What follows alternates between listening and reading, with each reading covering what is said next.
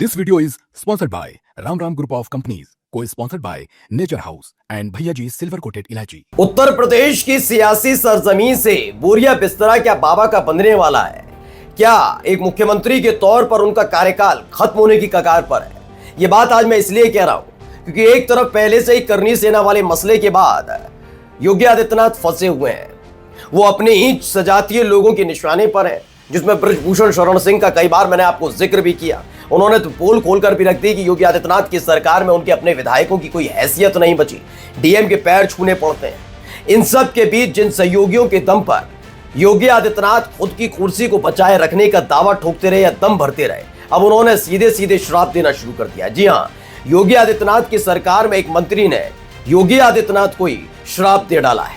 श्राप इस बात का कि अभी तो 45 सीटें हारे हो, वक्त ऐसा आएगा कि आगे हार जाओगे और सत्ता हाथ से निकल जाएगी। आज आपको यह दिखाने जा रहा हूं कि जिन नेताओं की जुबान योगी आदित्यनाथ के सामने खुलती नहीं थी, वो श्राप देने पर कैसे उतर आए, कैसे भड़क रहे हैं। एक एक खबर आपको दिखाऊंगा, क्योंकि बात अब सिर्फ बीजेपी में नहीं बल्कि पूरे एनडीए में बगावत की चल रही है। नमस्कार, मैं हूं प्रज्वल गौतम और आप देख रहे हैं खबर चौक। कई खेमे बंध चुके हैं। समाजवादी पार्टी का कोई जिक्र मत करिए, कांग्रेस पार्टी का जिक्र मत करिए, वो तो विपक्ष में बैठी है।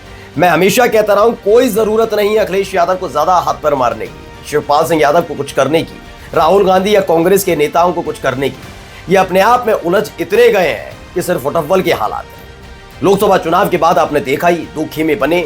एक खेमे में अकेले योगी आदित्यनाथ थे और दूसरे खेमे में समूचा इनका एनडीए, यानी कि खुद केशव प्रसाद मौर्य, ब्रजेश पाठक, अनुप्रिया पटेल, ओम प्रकाश राजभर, संजय निषाद सब पहुंच गए थे।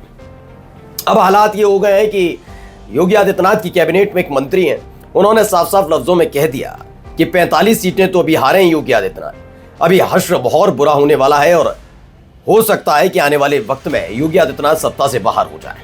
ये बात मैं नहीं कह रहा हूं, पहले खबर पढ़िएगा। एबीपी न्यूज की खबर है, पहले प्रोटोकॉल नहीं मिलने पर भड़के यूपी के मंत्री संजय निषाद, फिर सरकार को घेरा और कहा योगी जी सत्ता से बाहर। प्रोटोकॉल वाली खबर मैं बाद में दिखाऊंगा, ये हर बार ऐसे ऐसे बयान देते रहे हैं, लेकिन इन सब के बीच ये पहली दफा है जब उन्होंने ऐसा बयान दिया। पहले पढ़िए। आरक्षण और नौकरी को लेकर दी योगी सरकार को चेतावनी। उन्होंने कहा, यानी संजय निषाद ने कहा, अगर योगी जी हमारी मांगों पर ध्यान नहीं देंगे तो वो सत्ता से बाहर हो जाएंगे। उन्होंने कहा कि पिछड़ी अब नहीं खाएंगे खिचड़ी वाला हिसाब नहीं चलेगा। हम बीजेपी में इसलिए आए ताकि निषादों को उनका हक मिले, और जब सीएम योगी नहीं देंगे हमारा हक, तो अभी तो 45 सीटें हारे हैं, आने वाले वक्त में समय में और हारेंगे। इस बयान से यूपी में आने वाले चुनावों में नए समीकरणों पर मोहर लगती हुई दिख रही है। संजय निषाद का जिक्र मैं इसलिए कर रहा हूं कि संजय निषाद की अगर पार्टी को देखा जाए तो एनडीए में सबसे कमजोर पार्टी के तौर पर संजय निषाद की पार्टी है। एनडीए में कौन कौन है उत्तर प्रदेश में से पहले समझ लीजिए। पहला नंबर बीजेपी का आता है, दूसरे नंबर पर अनुप्रिया पटेल की पार्टी ताकतवर नजर आती है, और उसके बाद ओम प्रकाश राजभर और जयंत चौधरी की पार्टी यानी कि आरएलडी। उसके बाद संजय निषाद का नंबर आता है निषाद पार्टी के तौर पर। लेकिन जिस दौर में बीजेपी की उल्टी गिनती सियासी तौर पर चल रही हो, ऐसे में हर एक पार्टी और हर एक विधायक बहुत जरूरी हो जाता है। और वैसे ऐसे वक्त में जब बीजेपी पूर्ण बहुमत में तो हो, लेकिन पूर्ण बहुमत वाली सरकार में ही कई खेमे बन जाए। पहला खेमा योगी आदित्यनाथ का, दूसरा केशव प्रसाद मौर्य का और तीसरा ब्रजेश पाठक का। ऐसे में बीजेपी 3 ध्रुवों में बटी हुई है।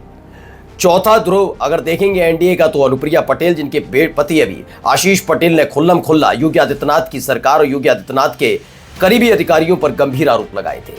ओम प्रकाश राजभर तो खुल्लम खुल्ला कई बार चेतावनी दे चुके हैं। वो बात अलग है कि आजकल योगी आदित्यनाथ से उनकी खास पड़ रही है। मंत्री बनने के बाद ये पहली दफा मुलाकात थी जो ओम प्रकाश राजभर करके आए थे योगी आदित्यनाथ से। वहीं बात अगर आरएलडी की जाए तो आरएलडी अपने वजूद को जिंदा रखने के लिए योगी आदित्यनाथ के कई फैसलों का पुरजोर विरोध कर चुकी है। अब बचे संजय निषाद। संजय निषाद ऐसा बगावती रुख क्यों दिखा रहे हैं, तो उसकी वजह आज मैं आपको बता देता हूं। दरअसल संजय निषाद इस बात को लेकर खासे नाराज चल रहे हैं कि अभी जो हाल ही में कई सीटों पर उपचुनाव हुए, जिसमें अयोध्या की मिल्कीपुर सीट थी, उसमें भी उन्हें खास तवज्जो नहीं दी गई। इन सब से इतर उनके बेटे को लेकर भी कई तरह की बातें निकल कर आई।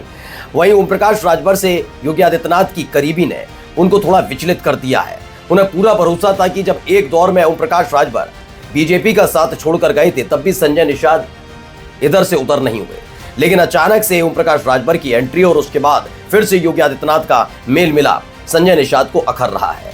यही नहीं, उन्होंने तो कहां तक चेतावनी दे दी है, इस खबर को भी पढ़ लीजिए। एबीपी न्यूज की एक और खबर है जिसमें लिखा हुआ है, यूपी में बीजेपी करेगी समझौता या होगा मान मनोबल, योगी सहयोगी दल के इस दावे से बड़ी सियासी हलचल क्या है।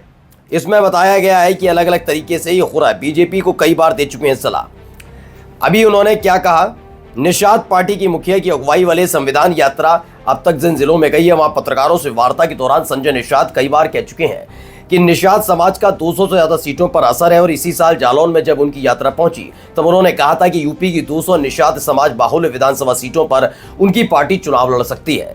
यानी सीधे सीधे मैं खुद भी मानता हूं कि निषाद पार्टी का उतना वजूद नहीं है कि वो किंग मेकर बनकर उभरे, लेकिन ये बात भी सच है कि बूंद बूंद से घड़ा भरता है और वो भी उस राज्य में जहां बीजेपी अपने दम पर तब तक चुनाव नहीं जीत सकती, यानी चुनाव तो जीत सकती नहीं, सत्ता में नहीं आ सकती जब तक यादव समाज एकजुट है, यानी यादव परिवार एकजुट है। मैंने आपको पहले भी बताया था कि 2017 में उत्तर प्रदेश में भारतीय जनता पार्टी की वापसी की सबसे असली वजह यह थी कि भारतीय जनता पार्टी के खिलाफ खड़ी समाजवादी पार्टी दो फाड़ हो चुकी थी, चाचा भतीजे अलग हो चुके थे। 2022 के विधानसभा चुनाव में चाचा भतीजे साथ आए, लेकिन अलग अलग राजनीतिक पार्टियां तब भी थी। लेकिन मैनपुरी उपचुनाव के बाद से बीजेपी की उल्टी गिनती सियासी तौर पर उत्तर प्रदेश में शुरू हुई। मैनपुरी उपचुनाव हारे, उसके बाद लोकसभा का चुनाव जो इस साल 2024 में हुआ उसमें हालत आपने देख ही ली। सबसे ज्यादा नुकसान बीजेपी को उत्तर प्रदेश में ही हुआ है। हालत तो एक वक्त में ये आ गई थी कि देश के प्रधानमंत्री जिनके लिए नरेंद्र मोदी साहब के लिए कहा जाता है कि जिनका जलजला, जिनका तूफान, जिनकी आंधी चलती है, वो भी चुनाव हारते हारते बचे। इसी उत्तर प्रदेश से डिंपल यादव, इसी उत्तर प्रदेश से अखिलेश यादव और इसी उत्तर प्रदेश से राहुल गांधी ने रायबरेली से चुनाव लड़ा था और तीनों ने अपने अपने अगर स्वतंत्र तौर पर देखा जाए तो नरेंद्र मोदी साहब की जीत से तकरीबन दुगना, 2 गुना, 2.5 गुना, 3 गुना ज्यादा वोट हासिल किए। नरेंद्र मोदी साहब मात्र 1,00,000 1.5 लाख वोटों से जीत पाए, जबकि आप डिंपल यादव से लेकर अखिलेश यादव और राहुल गांधी की जीत का आंकड़ा देख सकते हैं। इससे पता लगता है कि बीजेपी का किला उत्तर प्रदेश में ढह रहा है, साथ ही समझ चुके हैं, चुनौती भी दे रहे हैं और साफ साफ समझा भी रहे हैं कि इस बार अगर बात नहीं मानी गई तो आने वाले वक्त में बीजेपी को फिर से उसी वनवास पर जाना पड़ेगा जिस वनवास पर लंबे समय से वो चल रही थी। नमस्कार। New public inter college Lucknow, admission open. For more information call 0522 282232 और 7755 089585।